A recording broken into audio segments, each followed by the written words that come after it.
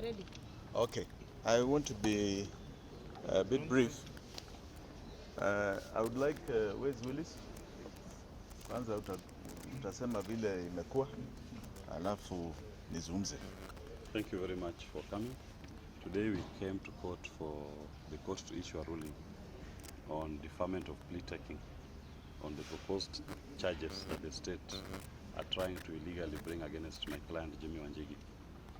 And we informed the court that there are proceedings going on in the High Court, and in one of the files the High Court has stayed any further proceedings or prosecutions in relation to the proposed charges until the petition filed in the High Court is heard and determined.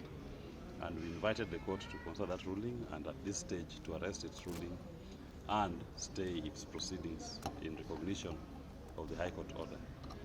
We did also inform the court that the matter in the High Court is coming up on the 19th of September, and that we can report back to court on what the position of the High Court is once it considers these matters, and the court has acquiesced to that request. So we are coming back on the 26th of September for further directions. But I must say this, it is important that we note that we are operating within the purview of the rule of law, and as opposed to acting Inspector General of Police Convict Masiangeli, we obey court orders as and when they are issued. Convict Masiangeli is a notorious abuser of the court process. He doesn't respect court orders. He disobeyed 7 court orders. He has been convicted. He is supposed to be sentenced tomorrow. As opposed to him, as we believe in the judicial process, we submit to the courts and the authority, and we respect their orders. And you also witnessed today in court, even the state representatives were not averse to respecting the court orders. And this should be a lesson to convict Masiangeli.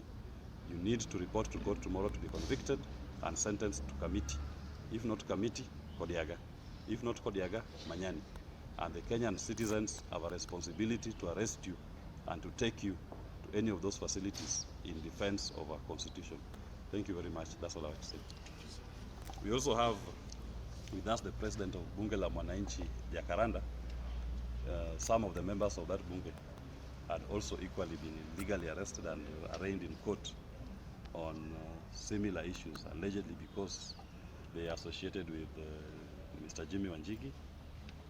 So they were arrested and they planted fake explosives on them and purported to charge them for that offense and allegedly for creating disturbance. So the president of Bunge, Jacaranda, is here and he can talk to you.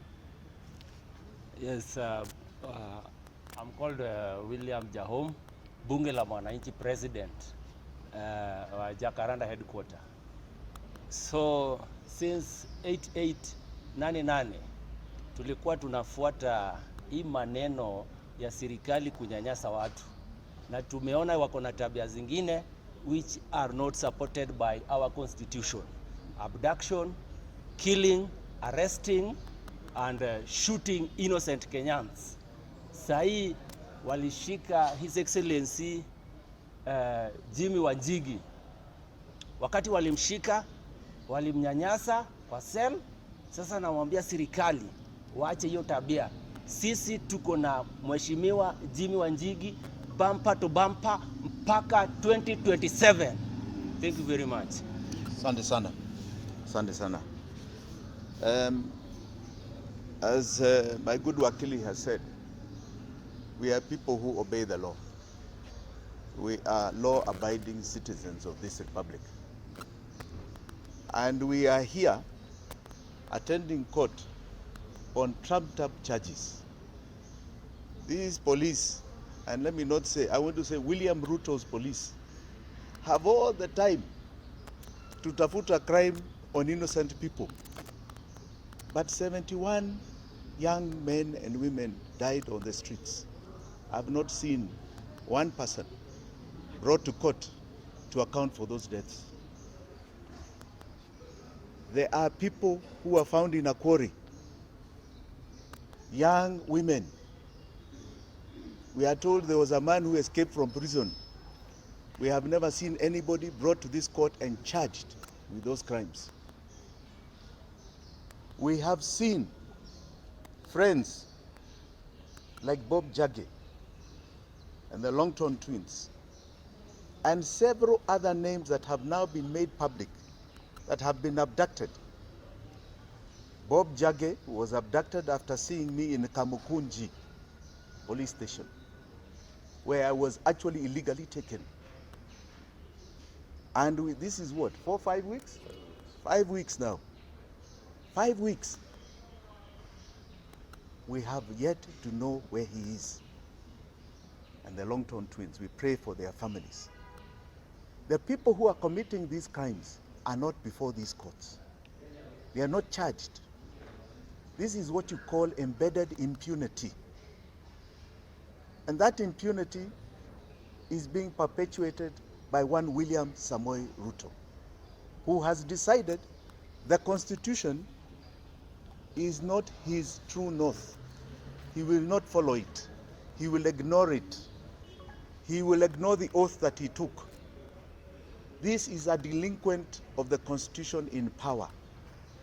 And I want to tell him, as I've said over and over again, mene mene tekel, it has happened.